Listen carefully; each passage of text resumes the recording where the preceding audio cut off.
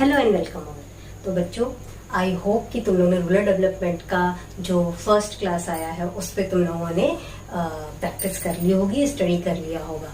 Now we come on the point that is the agricultural market system.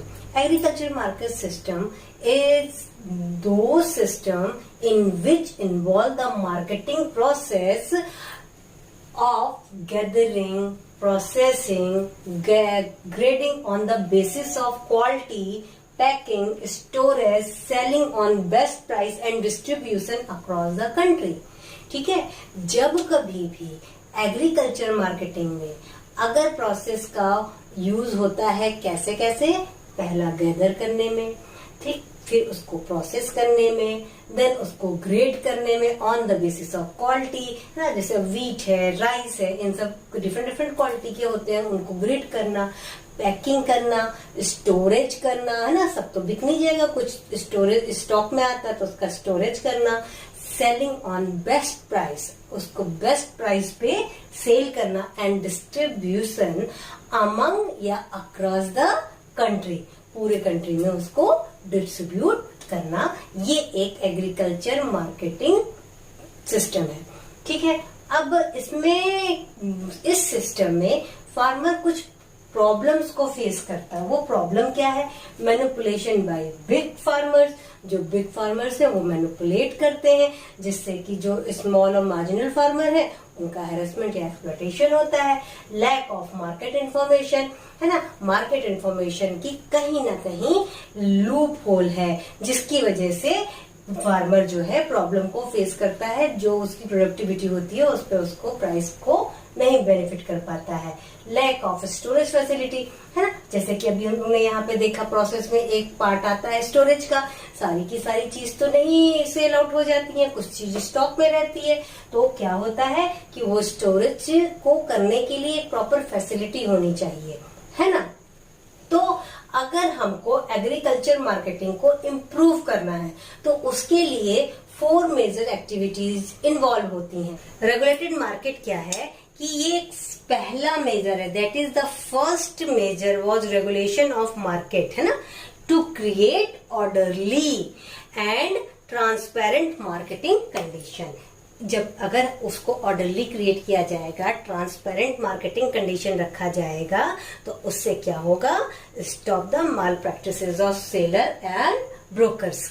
Then the second thing is the provide infrastructure. अब वो infrastructure में जैसे कि road है, railways है ना, वेयर हाउस है, गोडाउन है, कोल्ड स्टोरेज है, प्रोसेसिंग यूनिट है, ये सारी एक बेसिक नीड है एक फार्मर्स की। वो इंफ्रास्ट्रक्चर को प्रोवाइड कराना बहुत जरूरी है, जिससे कि एग्रीकल्चर मार्केटिंग स्मूथली हो सकती है और जिसकी वजह से रूरल डेवलपमेंट बहुत अच्छे से होगा। Then the third thing is the cooperative marketing. Cooperative marketing क्या है? ये इसका पहला काम तो यही है, to realise fair price for farmers product, है ना। जो फार्मर्स प्रोडक्ट है उसका फेयर प्राइस को सेट करना, है ना। और कोऑपरेटिव मार्केटिंग बेनिफिट जो है फार्मर के लिए वो कैसे कैसे हो सकती है? पहला तो क्या होता है कि वो फार्मर का बार्गेनिंग पावर को इम्प्रूव करता है। They sell their produce together through one agency. Cooperative marketing society help farmer in satisfying their immediate cash requirement by providing them credit. ठीक है बच्चों, है ना। देन क्या है? Cooperative society often have storage facility. कभी कभी सम टाइम वो स्टोरेज फैसिलिटी भी देती है, जैसे कि farmer are not in a hurry to sell their produce and they can wait for the better price, है ना। अगर उनके पास स्टोरेज का एक प्रॉपर एरिया दिया हुआ है तो उनको अपना जो प्रोडक्शन किया उन्होंने वो खराब होने का डर नहीं हुआ कि नहीं जैसे तैसे दाम में हम निकाल दें। उनको जब तक एक प्रॉपर बेस्ट प्राइस नहीं मिल जाता ऑफर, तब तक वो उसको स्टोर करके रखने का एक प्रॉपर जगह होना चाहिए, जो कि कभी कभी cooperative society often have storage facility. Facility of bulk transportation of agriculture produce of farmer is often cheaper and easier, है ना। तो ये कोऑपरेटिव मार्केटिंग के अपने कुछ बेनिफिट्स हैं फार्मर के लिए।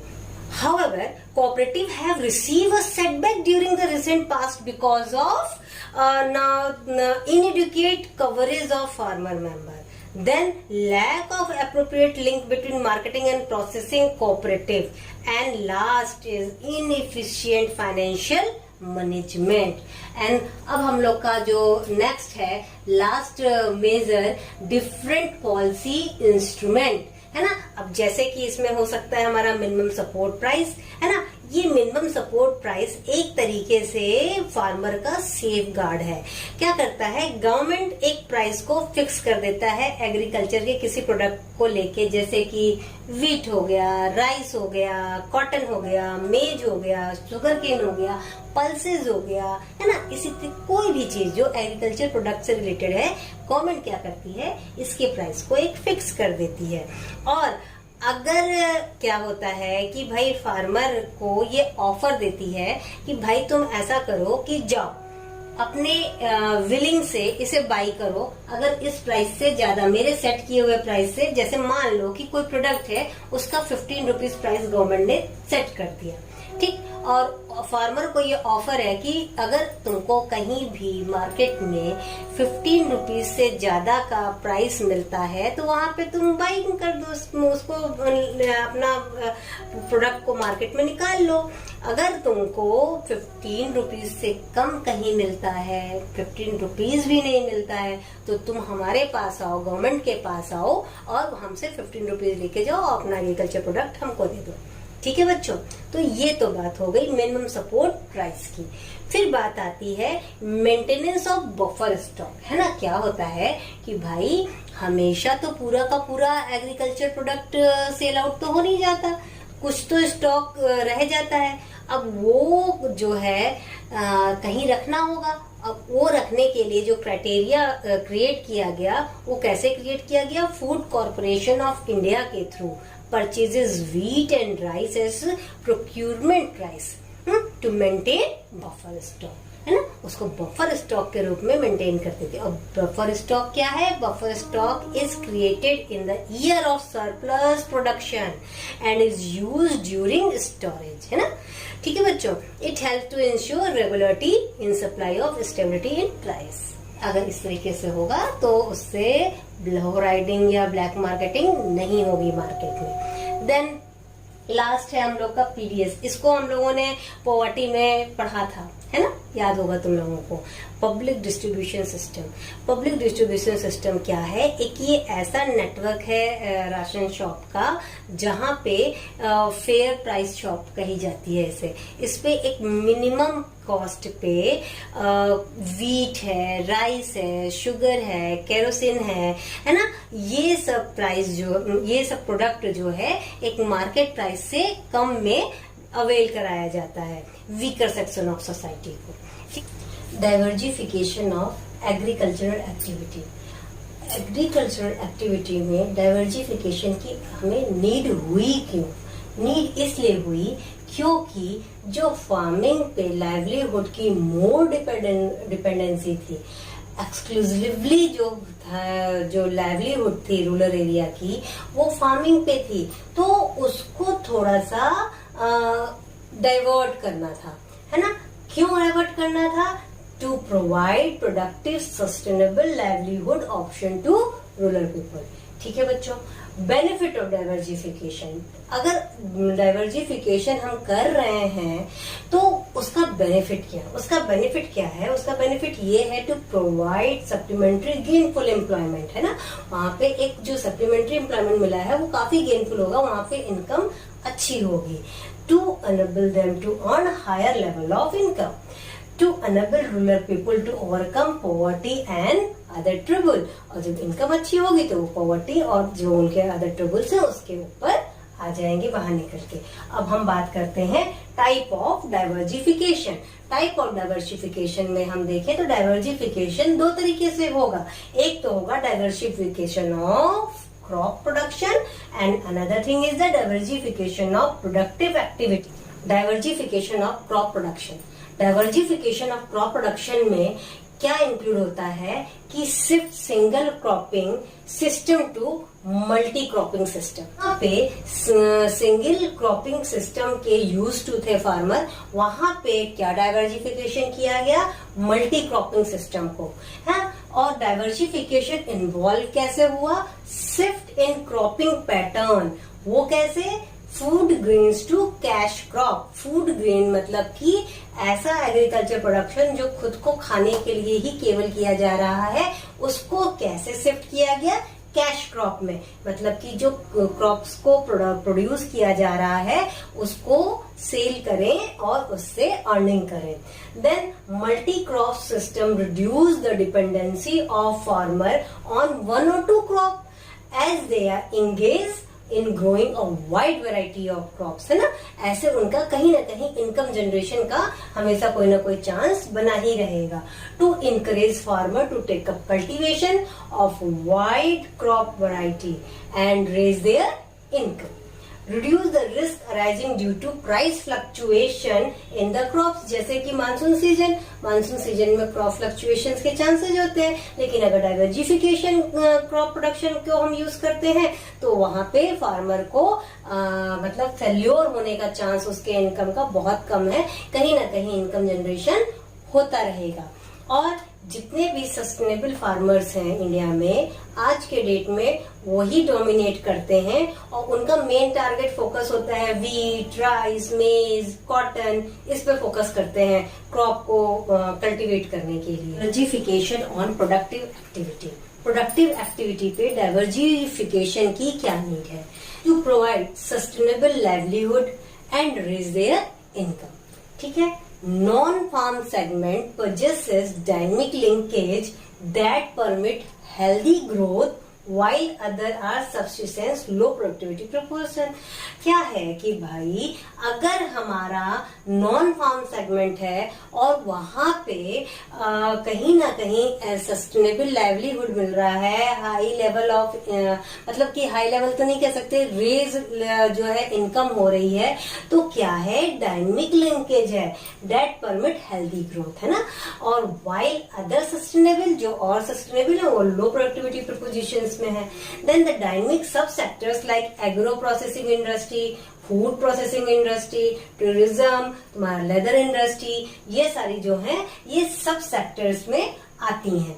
ओके। और ये जो सेक्टर्स हैं बहुत ही पोटेंशियल होती हैं, लेकिन they are the lack of infrastructure and other support. कैसे, उसमें क्या क्या चीजें होंगी, जैसे ट्रेडिशनल हाउस होल्ड में पोल्ट्री हो गई, तुम्हारी क्राफ्ट हो गया, हैंडलूम हो गया, है ना। इंफ्रास्ट्रक्चर का कहीं ना कहीं बहुत ज्यादा लूपहोल्स होता है, जिसकी वजह से काफी सफरिंग भी हो जाती है।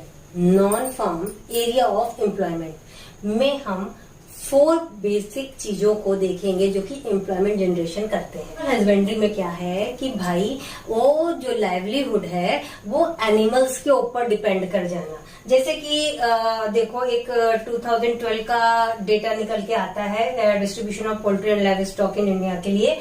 पोल्ट्री पे 58% है, कैटल एंड बफेलोज पे 24% है, शीप एंड गोट्स पे 16% है, पिग्स पे 1% है and other than all of these 1% है। ठीक, इसी तरीके से डेयरी एरिया जो है लाइवलीहुड के लिए भी इंडिया में बहुत ही अच्छी मानी जाती है। मिल्क और मिल्क प्रोड्यूस जो प्रोडक्ट बनते हैं उन सारे का जो प्रोडक्शन होता है उसको लेके। ऑपरेशन फ्लड को अगर हम देखें तो इंडिया में ऑपरेशन फ्लड इसलिए आया क्योंकि इंडिया जो है मिल्क प्रोड्यूस में रैंक 1 पे आता है। ठीक। देन द हॉर्टिकल्चर क्या है, यहाँ पे केवल क्रॉप्स को नहीं, वीट, ग्रेन, है ना, राइस, इन सबको केवल नहीं प्रोड्यूस करना है। क्या प्रोडक्शन कर सकते हैं, फ्लावर्स का कर सकते हैं, वेजिटेबल्स का कर सकते हैं, फ्रूट्स का कर सकते हैं, है ना।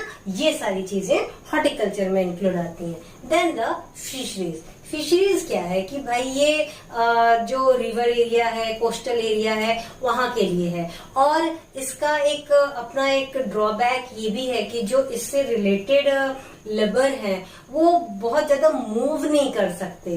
क्यों? क्योंकि वो एक्टिविटी वो केवल उन्हीं एरिया में कर सकते हैं जहां पे कि रिवर एरिया और कोस्टल एरिया की फैसिलिटी हो। जैसे कि तुम्हारे ये जितना इंडिया का कोस्टल एरिया है वहां पर फिशरीज की बहुत ज्यादा एक्टिविटी होती है। और फिशरीज में एक ये भी चीज बहुत ज्यादा है प्रॉब्लम की, उसमें बहुत इलिटरेट पीपल भी इन्वॉल्व है। ठीक। Then the information technology. Information technology non farm area of employment में एक तरीके की हम कह सकते हैं कि ये क्रांति है। इंफॉर्मेशन टेक्नोलॉजी से हम क्या क्या कर सकते हैं कि भाई फार्मर को बता सकते हैं कि आने वाला जो वेदर है वो कैसा होगा, उसके अकॉर्डिंगली ही फिर वो अपनी एक्टिविटी करेगा, है ना। या फिर कोई गवर्नमेंट ने पॉलिसी बनाई, वो इंफॉर्मेशन पर्टिकुलर नीडी पर्सन तक कैसे पहुंचे, ये इंफॉर्मेशन टेक्नोलॉजी के थ्रू ही हो पाएगा, है ना। तो ये सब क्या है कि non farm area of employment. ठीक है बच्चों, तो आई होप कि रूरल डेवलपमेंट तुम लोग को इजीली डाइजेस्ट हो जाएगा। भाई लाइक शेयर सब्सक्राइब करो, खूब मेहनत से पढ़ो। All the best.